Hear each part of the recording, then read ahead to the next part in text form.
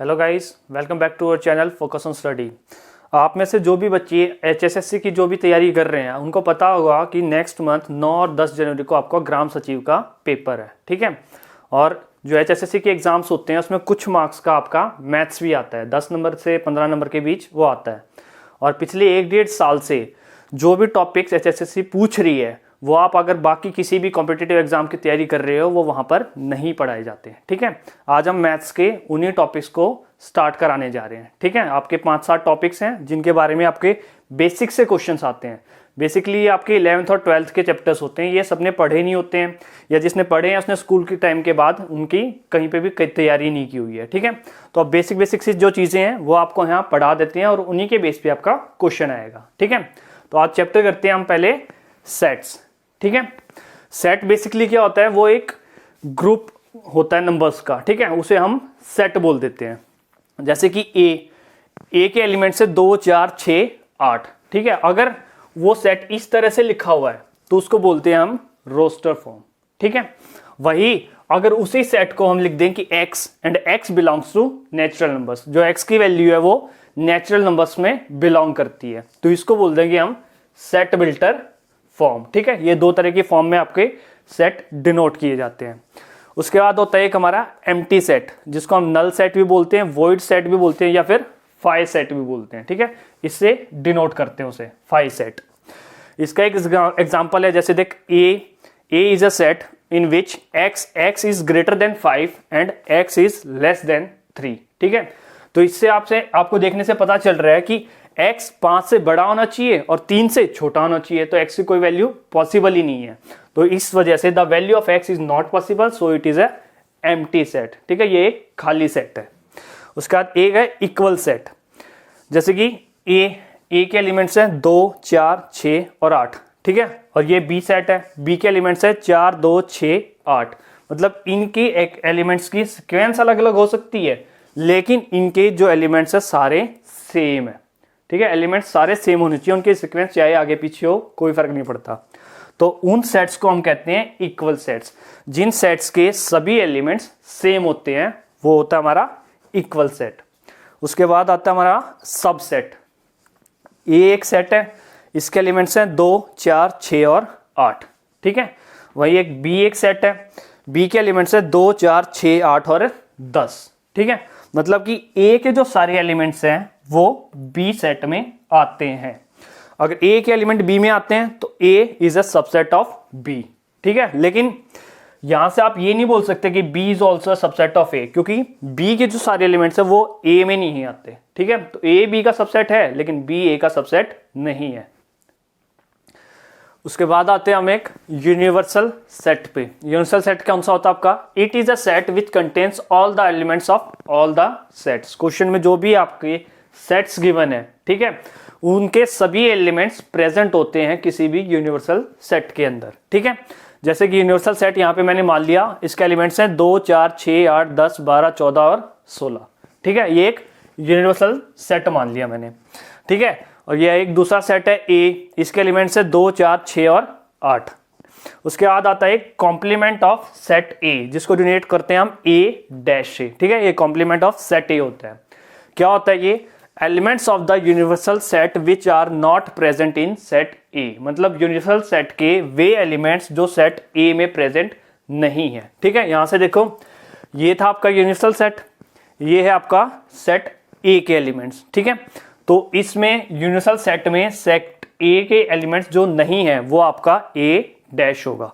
कौन से नहीं है? 10, 12, 14 और 16, ये आपका ए डैश आ गया। नेक्स्ट है हमारा यूनियन, ठीक है। यूनियन क्या होती है? जैसे कि ए आपके पास एक सेट गिवन है, इसके एलिमेंट्स हैं 1, 3, 5, 7 और 9, ठीक है। उसका बी एक दूसरा सेट है, उसके एलिमेंट्स है 2, 3, 4 और 5, ठीक है। ये ए के एलिमेंट्स है, ये बी के एलिमेंट्स है। तो आपसे पूछ लिया जाए ए यूनियन बी क्या होगा, तो ए यूनियन बी होगा ए और बी दोनों के सेट्स जो दोनों में कॉमन है उसको एक बार लिखो, ठीक है। बाकी इसके बचे हुए एलिमेंट्स भी और इसके बचे हुए एलिमेंट्स भी, ठीक है, वो आपका ए यूनियन बी होगा। जैसे कि इनमें कॉमन क्या आ रहा है?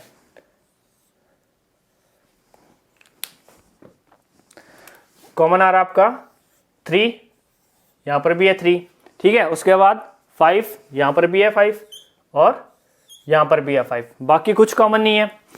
तो 1 इसका ले लिया, 2 इसका ले लिया, उसके बाद 3 और 5 दोनों में कॉमन था तो 3 और 5 एक बार लिख दिया, बाकी 4 इसका हुआ बचा हुआ और 7 और 9 इसका बचा हुआ, ठीक है। ये आपका हो गया A यूनियन B, ठीक है। उसके बाद आता है इंटरसेक्शन। इंटरसेक्शन क्या होता है? दोनों में जो कॉमन होते हैं वे एलिमेंट्स लेना। A सेट है, A के एलिमेंट्स है 1 2 3 4 और B एक दूसरा सेट है, इसके एलिमेंट्स आपके 3 4 5 और 6। दोनों में कॉमन क्या आ रहा है? 3 4 इसमें भी है, 3 4 इसमें भी है, ठीक है। तो A इंटरसेक्शन B आपका क्या होगा? 3 और 4, ठीक है। नेक्स्ट है हमारा, जैसे मान लो A और B मैंने कोई दो सेट मान लिए। A के एलिमेंट्स है 2 3 4 5 और 6, ठीक है, और B के एलिमेंट्स हैं 3 4 5 6 और 7। तो आपसे पूछ लिया जाए कि A माइनस B क्या होगा? A माइनस बी क्या होता है? Elements of set A which are not present in set B। मतलब कि सेट A के वे एलिमेंट्स जो सेट B में नहीं है वो आपका आंसर होगा A माइनस बी, ठीक है। तो ये एग्जांपल लिया है मैंने, इसमें से देखो सेट A का कौन सा एलिमेंट है जो B में नहीं है? 2 यहां पर है, 2 यहां पर नहीं है, बाकी 3 4 5 6 3 4 5 6 बाकी सारे एलिमेंट हैं।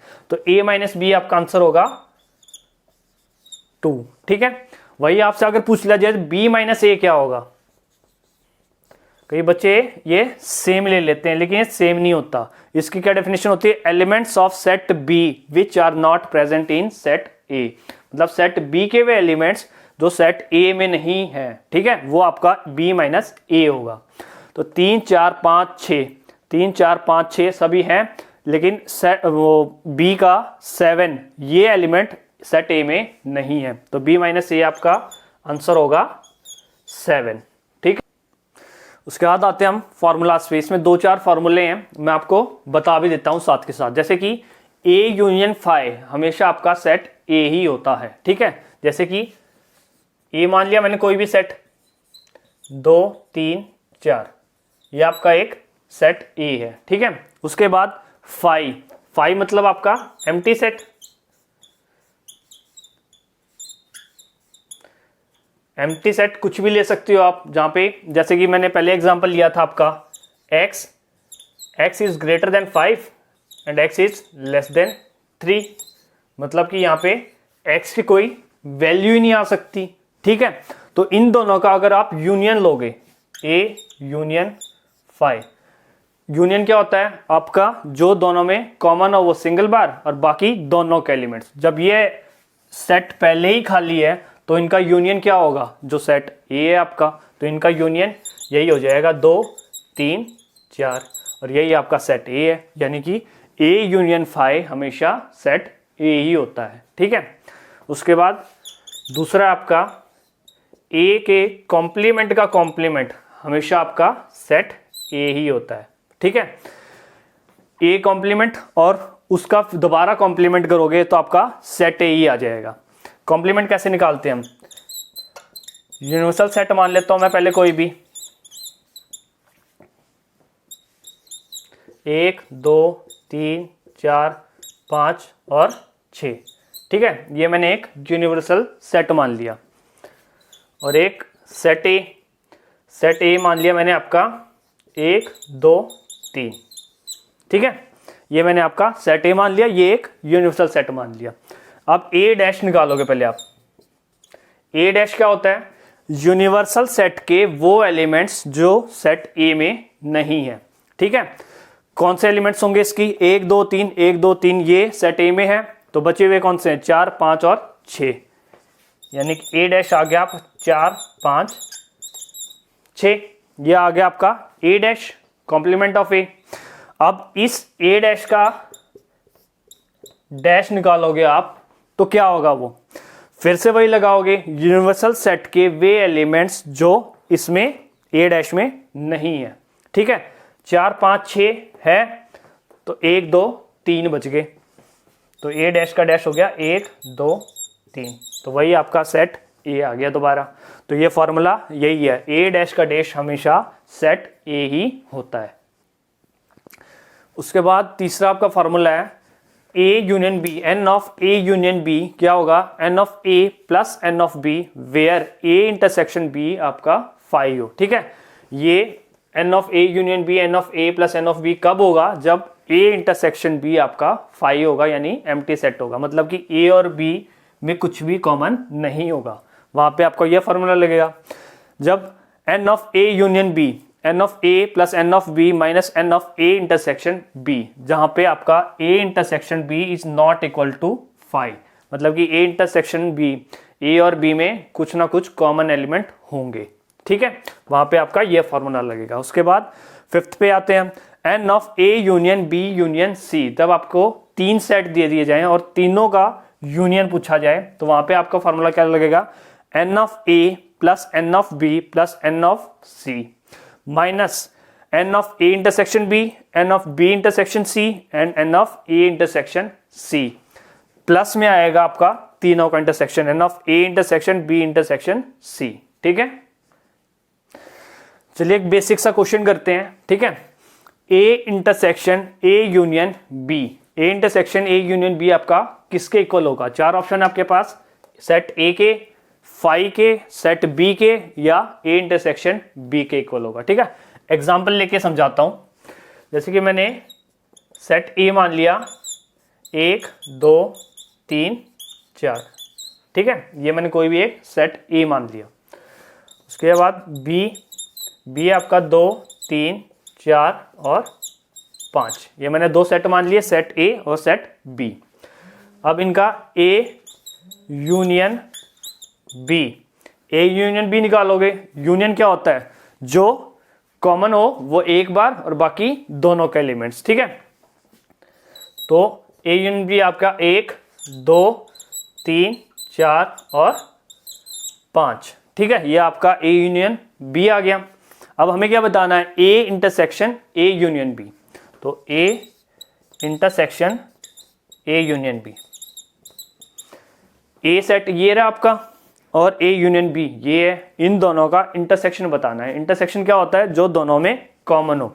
दोनों में कॉमन एलिमेंट्स कौन से हैं, 1 2 3 4, 1 2 3 4, यानी कि 1 2 3 और 4, और यही आपका सेट ए है, यानी कि ये आपका ऑप्शन करेक्ट है।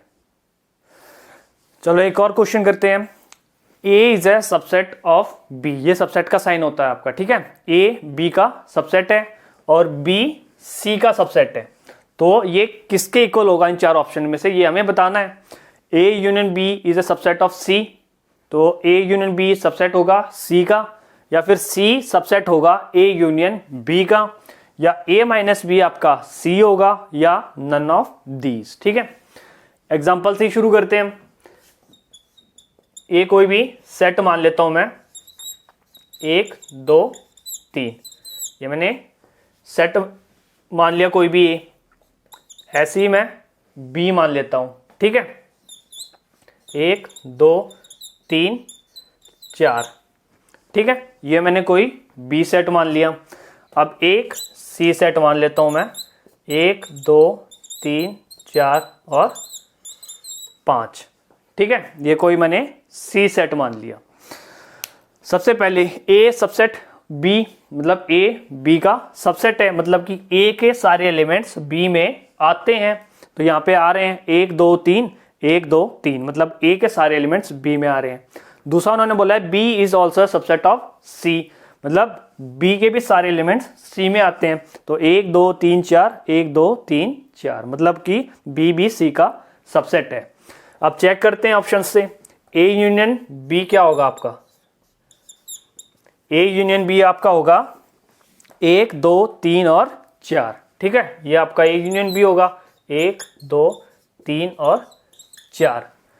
ए यूनियन बी है वो सी का सबसेट है या नहीं है, सी क्या है 1 2 3 4 5, और ए यूनियन बी आपका 1 2 3 4, मतलब कि ए यूनियन बी के सभी एलिमेंट्स आपके सी में आ रहे हैं। ठीक है, तो इसका मतलब ए यूनियन बी आपकी सी की सबसेट है, यानी कि यही ऑप्शन आपका करेक्ट है। ठीक है, देख लो इसी टाइप के क्वेश्चंस आएंगे। बेसिक चीजें आपको पहले बतानी जरूरी थी, जिसको समझने के बाद आप आसानी से इस तरह के क्वेश्चंस अटेम्प्ट कर सकते हो। ठीक है, इसी तरह के 2-4 चैप्टर और हैं, आने वाली वीडियो में हम उन्हें भी कंप्लीट करा देंगे। ठीक है, अगर आपको हमारी वीडियो अच्छी लगी है तो हमारे चैनल को सब्सक्राइब करें, वीडियो को लाइक करें और शेयर करें। Thank you.